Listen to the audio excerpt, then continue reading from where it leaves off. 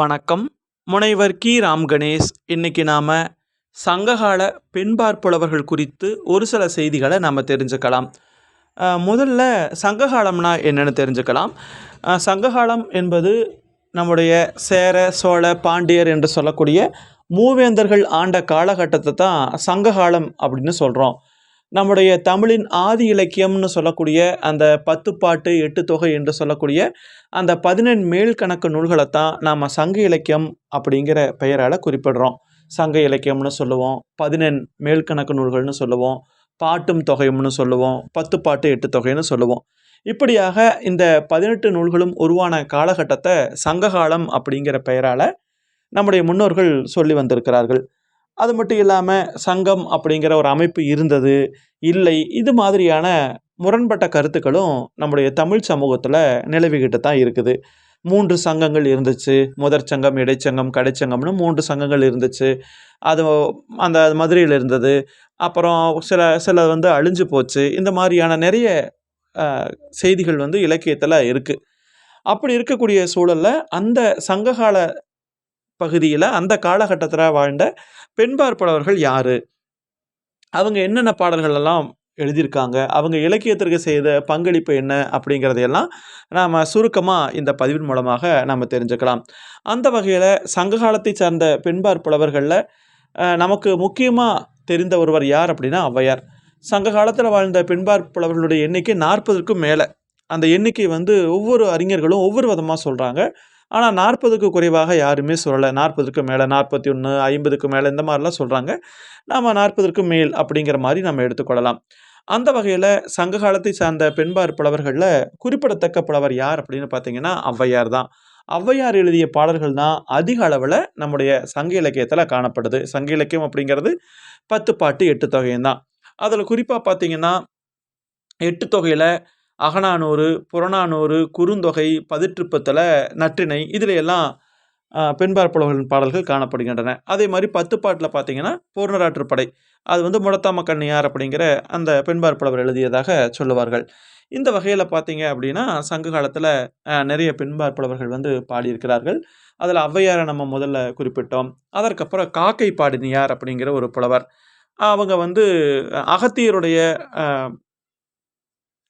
அந்த 12 மாணவர்களில் ஒருவராக வருகிறார் அப்படிங்கிற ஒரு தகவலும் நமக்கு தெரிய வருது. அந்த வகையில் அந்த காக்கை பாடினியார் அப்படிங்கிறவங்க காக்கையை வச்சு பாடல் பாடியதுனால அந்த பெயர் பெற்றார்கள் அப்படின்னு சொல்லுவாங்க. காக்கை பாடினியார், நச்செல்லையார் அப்படின்னும் அவங்கள குறிப்பிடுவாங்க. அவங்களுடைய பாடல்களும் நம்முடைய சங்க இலக்கியத்தில் காணப்படுது. அதே மாதிரி காவற்பெண்டு என்று சொல்லக்கூடிய ஒரு பெண்பாற் புலவர், அவருடைய பாடலும் நமக்கு புறநானூற்றிலே காண கிடைக்கிறது. அந்த சிற்றில் நட்டுண் பற்றின் மகன் அப்படின்னு சொல்லிட்டு ஒரு மரக்குடி பெண் ஒருத்தி தன்னுடைய மகன் போர்க்களத்தில் இருந்த நிலையை சொல்லக்கூடியதாக பாடல் ஒன்று இடம்பெற்றிருக்கும். அந்த பாடல் அந்த காவற்பெண்டு அப்படிங்கிற அந்த பெண்பாற் புலவர் பாடிய பாடல் தான். அதுவும் புறநானூற்றில் இடம்பெற்றிருக்கின்றது. அதே மாதிரி பார்த்தீங்கன்னா பொன்முடியார் அப்படின்னு ஒரு பெண்பாற் புலவர், இவரும் குறிப்பிடத்தகுந்த ஒரு பெண்பாற் புலவர். இவங்க தான் பார்த்தீங்கன்னா இந்த ஈன்று புறந்தெழுதல் எந்தலை கடனே அப்படின்னு ஒரு பாடல் இருக்கும் புறநானூற்றில். அதாவது ஒவ்வொருவருக்கும் என்னென்ன கடமை அப்படின்னு சொல்லி குறிப்பிட்டிருப்பாங்க. இப்போ இந்த மாதிரியான பாடல்கள் எல்லாமே அந்த காலகட்டத்தில் மிகவுமே பிரபலமாக இருந்த பாடல்கள் அப்படின்னு சொல்லி நம்ம தெரிஞ்சுக்கலாம். அப்படி அந்த பெண்பாற் புலவர்கள் பாடல் மூலமாக நம்ம என்னென்ன செய்திகள்லாம் தெரிஞ்சுக்கிறோம் அப்படின்னு பார்த்தீங்கன்னா, அந்த நிலமும் பெண்ணும் பார்த்தீங்கன்னா ஆணின் கட்டுப்பாட்டிற்கு உட்பட்டவை அப்படிங்கிற ஒரு செய்தி நமக்கு தெரிய வருது. அதுக்கப்புறம் வீரம் ஆணுக்கும், அப்புறம் வீட்டில் இருக்கக்கூடியது பெண்ணுக்கும் இயல்புகளாக சொல்லப்பட்டிருக்கின்றன அப்படிங்கிற செய்தி. அதுக்கப்புறம் போருக்காக ஆண் குழந்தைகளை பெற்றுக்கொள்ள வேண்டும் அப்படின்னு சொல்கிறாங்க. அதில் பெருமை அடைந்தார்கள் அப்படிங்கிற செய்தி. அது மட்டும் இல்லாமல் வீர மரணம் அடைந்த ஆணை நினைத்து பெருமை கொள்ளுதல், அப்புறம் தாய்மை அடைந்ததற்காக சந்தோஷப்படுறது, போருக்கு சென்ற கணவன் வெற்றியோடு திரும்பி வரணும் அப்படின்னு கடவுளை வேண்டிக்கிறது, அதுக்கப்புறம் இறந்த மனைவியை பற்றி வருந்தக்கூடிய கணவனுடைய மனநிலை, கணவனை இழந்த ஒரு பெண்ணினுடைய அவலநிலை, அப்புறம் தலைவனினுடைய பிரிவுக்காக வருந்தக்கூடிய தலைவி, இந்த மாதிரியாக பல பாடுபொருள்களில் அந்த பெண்பாற் புலவர்களுடைய பாடல்கள் நமக்கு சங்க இலக்கியங்கள் மூலமாக கிடைக்கப்பெறுது. அதே போல் பார்த்தீங்கன்னா வெள்ளி வீதியார் அப்படிங்கிற ஒரு புலவர், அப்புறம் பக்குடுக்கை நன்கணியார் அப்படிங்கிற ஒரு புலவர், அதுக்கப்புறம் ஒக்கூர் மாசாத்தியார் அப்படிங்கிற புலவர். அப்போ இந்த மாதிரியான புலவர்களுடைய பாடல்களும் இலக்கியத்தினுடைய நயத்தை, அந்த இலக்கிய நயத்தை நம்முடைய ஆழ் மனதில் பதிந்து தரக்கூடிய வகையில் இருக்கிறது. அவங்க எதையெல்லாம் மேலும் பாடியிருக்காங்கன்னு பார்த்தீங்கன்னா, காதலை பாடியிருக்கிறார்கள், காமத்தை பாடியிருக்கிறார்கள், வீரம், தாய்மை, இந்த மாதிரியான விஷயங்களை எல்லாம் பாடியிருக்கிறாங்க. அது மட்டும் இல்லாமல் ஒரு ஆண் போர்க்களத்தில் இறந்து போனான் அப்படின்னா அவனுக்கு ஒரு நடுகள் வைத்து வணங்குவார்கள். அது மாதிரியான செய்திகள், போர்க்களத்தில் காயமடைந்த வீரனை காப்பாற்றக்கூடிய அந்த வகை. அதுக்கப்புறம் கைமை நோன்பு நிலை. கைமை நோன்புன்னா அந்த கணவன் இறந்ததுக்கப்புறம் அந்த விதவையாக இருப்பாங்க இல்லையா, அந்த மாதிரியான ஒரு பாடலும் வந்து நம்முடைய இருக்குது. பல்சாண்டீரே பல்சாண்டீரே பொல்லா சூழ்ச்சி பல்சாண்டீரே அப்படின்னு சொல்லிட்டு பெருங்கோப்பெண்டு என்ற ஒரு அரசி, அவங்களும் ஒரு பெண்பாற் புலவர் தான். அவங்களுடைய பாடல் கூட சொல்லப்பட்டிருக்கிறது. அந்த கணவனை இழந்த நிலையில் பெண்ணுடைய நிலை எப்படியாக இருக்கும் அப்படிங்கிற மாதிரியான அந்த பாடல்கள் இதில் குறிப்பிட்டிருக்காங்க பாருங்களேன். கெடுக சிந்தை கடிதவள் துணிவே அப்படிங்கிற அந்த ஒக்கூர் மாசாத்தியார் பாடல். உன்னுடன் நான் ஊடல் கொள்வதற்கு நீ எனக்கு என்ன உறவு அப்படிங்கிற அல்லூர் நன்முல்லையார் பாடல். நீ அவளிடம் செல்க உன்னை தடுப்பவர் யார். அதே மாதிரி காமத்தை களையும் தலைவன் அருகில் இல்லையே அப்படிங்கிற வெள்ளி விதியாருடைய பாடல் நற்றினில மூலமாக.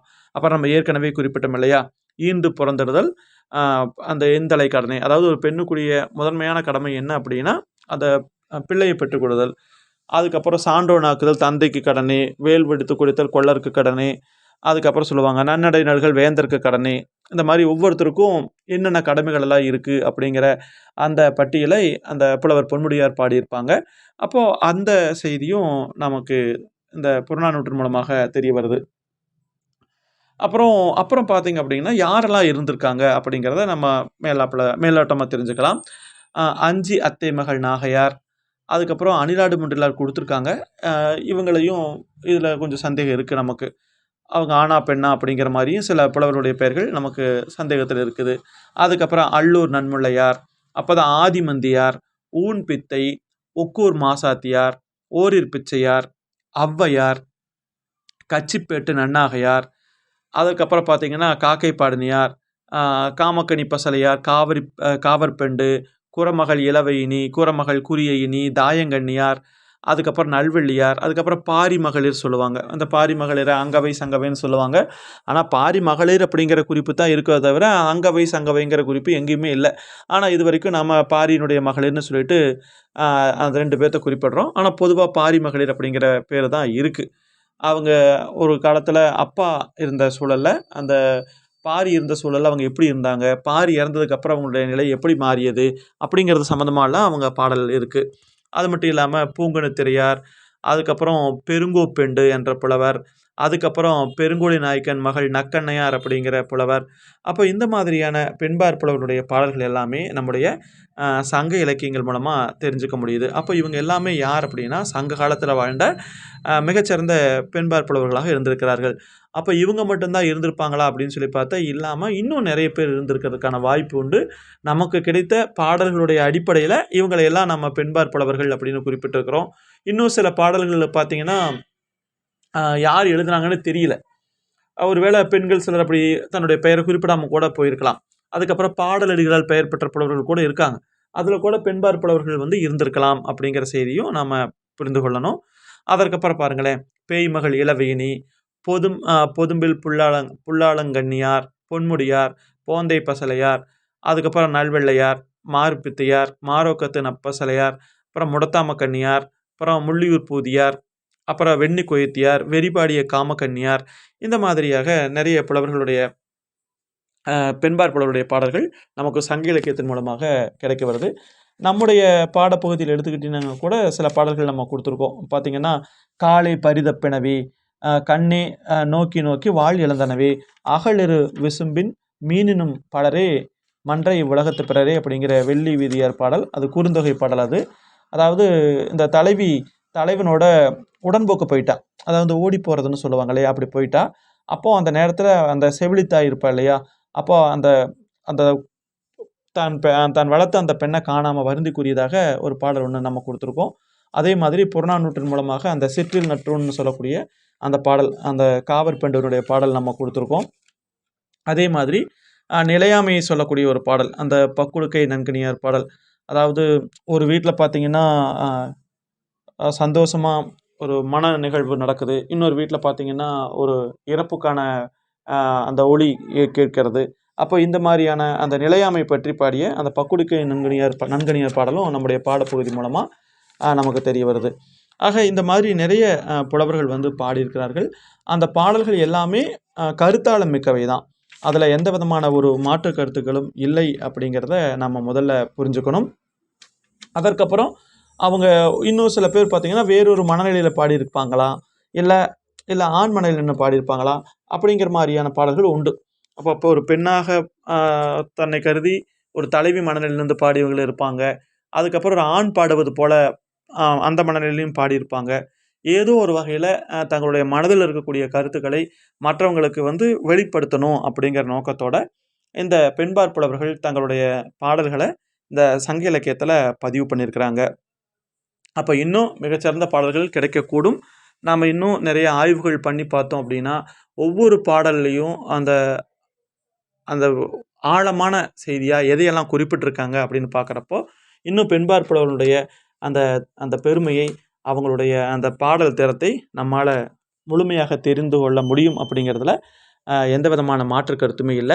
அந்த வகையில நாம இப்போ ரொம்ப சுருக்கமா ரத்தின சுருக்கம்னு சொல்லுவாங்க. ரொம்ப குறைவா சொல்றதுன்னு. அந்த வகையில நாம இப்போ பெண்பாற் புலவர்கள பத்தி ஒரு ஒரு சுருக்கமான செய்திய இந்த பதிவுல பார்த்துருக்குறோம். உங்களுக்கு வேறு ஏதாவது சந்தேகங்கள் இருந்துச்சு அப்படின்னா, நீங்க குறிப்பிடுங்க.